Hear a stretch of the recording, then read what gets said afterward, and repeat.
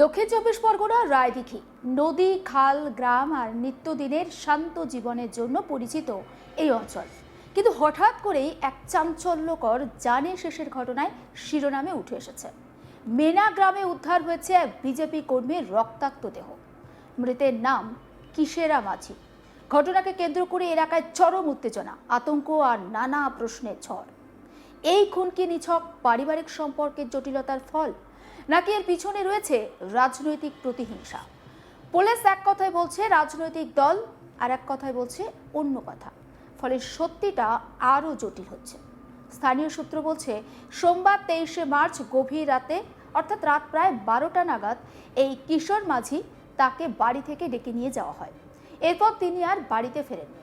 কিছু সময় পর এলাকাবাসীরা রাস্তার পাশে তার রক্তাক্ত দেহ পড়ে থাকতে দেখেন। গলা কাটা অবস্থায় পড়ে থাকা দেহ দেখে স্বাভাবিকভাবে আতঙ্ক ছড়িয়ে পড়ে গোটা গ্রামে। খবর পেয়ে পুলিশ ঘটনাস্থলে পৌঁছে দেহ উদ্ধার করে ময়নাতদন্তের জন্য পাঠায়।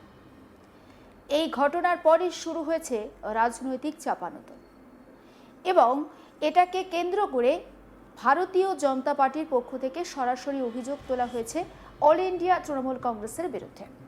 বিজেপির দাবি এটি একটা পরিকল্পিত রাজনৈতিক খুন। এলাকায় তাদের কর্মীদের ওপর চাপ সৃষ্টি করতেই এই ঘটনা ঘটানো হয়েছে। কিন্তু পুলিশ সম্পূর্ণ ভিন্ন ছবি তুলে ধরছে। পুলিশ সূত্রে খবর, এই ঘটনার সঙ্গে কোনো রাজনীতির যোগ নেই, বরং এটি একটা ব্যক্তিগত সম্পর্কের জটিলতার ফল। তদন্তে উঠে এসেছে মৃতের স্ত্রী অনিমা দাস, তার সঙ্গে পাশের বাড়ির বাসিন্দা গোবিন্দ হালদারের অবৈধ সম্পর্কের অভিযোগ। আর সেই সম্পর্কের জেরেই স্বামীকে সরিয়ে ফেলার পরিকল্পনা করা হয়। একবার শুনে নিন মৃতের বাবা তার বক্তব্য।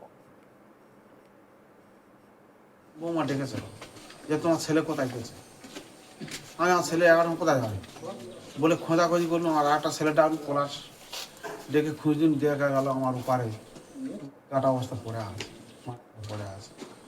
সেই মুহূর্তে গ্রামের লোক সব ছুটে চাঁদামিজি করতে, তারপর পুলিশ নিয়ে চলে গেল।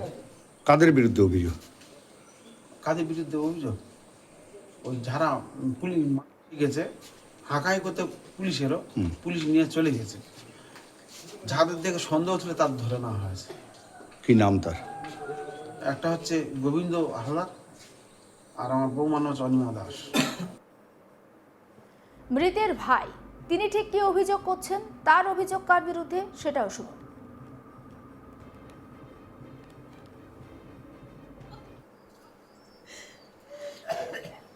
থানায় স্বীকার করেছে। সে আর আপনার বৌদি মিলে খুন করেছে? হ্যাঁ। কেন খুন করলো? কেন খুন করলো সেটা আমি কিছু বলেনি, বললো ওরা দুজন মিলে খুন করেছে। আমার বৌদি স্বীকার করেছে, আর ওই সেই ছেলেটাও স্বীকার করেছে। এদের কেউ অ্যারেস্ট হয়েছে? মোটাই থানায় আছে সব, তাই অ্যারেস্ট করে নিয়ে গেছে, কি কোথায় থুয়ে দিয়েছে, কি কী করেছে বলতে পারবো না। আপনার দাদার নাম? কিশোর দাস। স্থানীয় বাসিন্দা, তাদের ঠিক কি অভিযোগ? গৌতম ময়রা নামে একজন স্থানীয় বাসিন্দার বক্তব্য শোনাবো। এখানে হচ্ছে গিয়ে একটা ছেলে রাত্রিরে ওই 11টার দিকে মানে কারা করলো? পাশে একজনের কি অবস্থা দেখলেন আপনারা? মাথা কেটে দিয়েছে আর গোড়া কেটে দিয়েছে। ওই ছেলেটা কি এখানে এসেছিল? কোন ছেলেটা যে যে হয়েছে? এখানে স্থানীয় ছেলে। আচ্ছা, আর যে মারলো তার বাড়ি কোথায়? ওই স্থানীয়। কিসের জন্য মারলো মনে হচ্ছে কিছু? নারী ঘটনা, বউ আর ছেলে মিলে মেরেছে। যে মরেছে তার নাম? কিশোর দাস। আর যে মেরেছে নাম কি রে? বড় বড় গোবিন্দ দাস। গোবিন্দ হালদার, বাবার নাম তুলসী হালদার। পুলিশের ধারাবাহিক তদন্ত অনুযায়ী ঘটনা প্রবাহ এমন হতে পারে, স্ত্রী এবং তার প্রেমিকের মধ্যে একটা সম্পর্ক তৈরি হয়, আর সেই সম্পর্ক সামনে আসার একটা আশঙ্কা বাড়ছিল।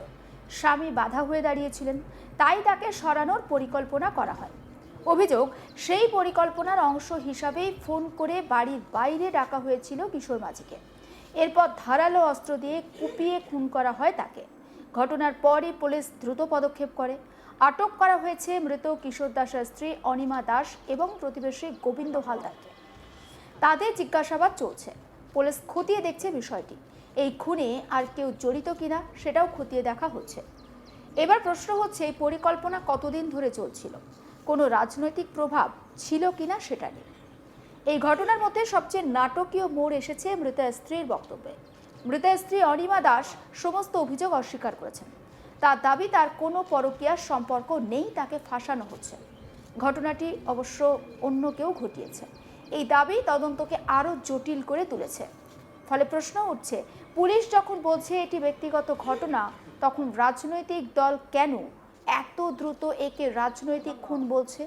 এর পিছনে কয়েকটি কারণ থাকতে পারে। এলাকার রাজনৈতিক প্রতিদ্বন্দ্বিতা। দক্ষিণ 24 পরগনায় রাজনৈতিক সংঘর্ষ নতুন কোনো ঘটনা নয়। কর্মীদের নিরাপত্তার প্রশ্ন। একজন কর্মীর মৃত্যু মানেই দলের জন্য বড় ইস্যু। জনরোষ গঠন। ঘটনার ব্যাখ্যা কে আগে দেবে সেটাই হচ্ছে গুরুত্বপূর্ণ। এই ঘটনা আরেকটি গুরুত্বপূর্ণ দিক তুলে ধরছে, গ্রামীণ সমাজে ব্যক্তিগত সম্পর্কের জটিলতা।